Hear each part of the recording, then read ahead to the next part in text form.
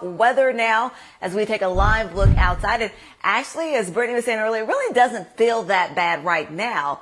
But again, looking towards the end of the week and the weekend, that's when things really start to warm up. Good afternoon, Brittany. Good afternoon, Latrice. So yes, it's actually going to feel quite comfortable in the morning hours.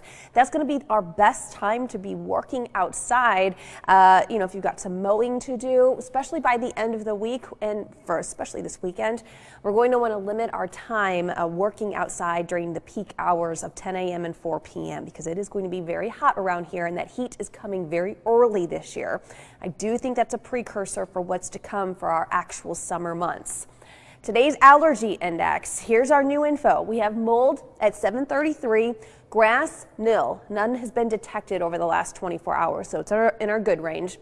Poplar, pine, hickory, and birch are a little bit higher today. They're in the 700s as well. Air quality is coming in at 51, and that's also in the moderate range. So we still have very high pollen, and that is going to be the case all week because there's nothing that's going to be knocking it down, our tree pollen that is. So here's our weather headlines. Our pups are still going to love the next couple of days, at least up until Thursday. Comfortable afternoons. By Friday, it is going to be hot.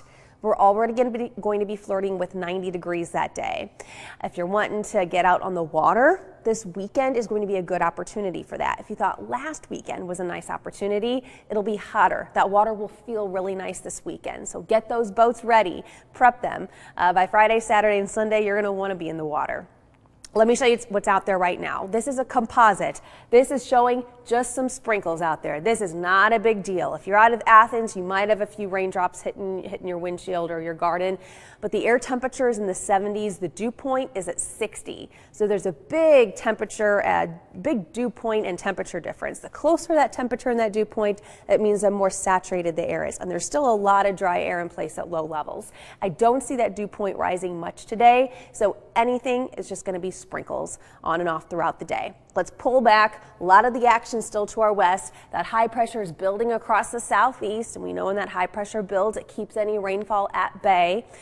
It also means the temperatures continue to bake in one area. It gets warmer and warmer and warmer, and that's how that works. So we get close to record highs, not so much Saturday, the record high is 96, but both Sunday and Monday of next week, we are forecasting a high from the 1950s. So it has not been this hot around here since the 50s during mid to late May, we'll call it. So this is really abnormal. We usually don't have our first 90-degree high until the end of June. Climatologically, 90 is really by the end of June, so this is way above schedule.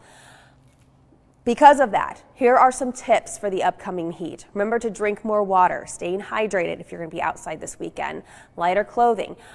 Keep those jackets at bay, put them away. You're not going to need them the rest of the season beginning this weekend. May is usually a time between, the heater and then the AC. Starting this weekend, AC, heater is not going to be kicked on the rest of the season.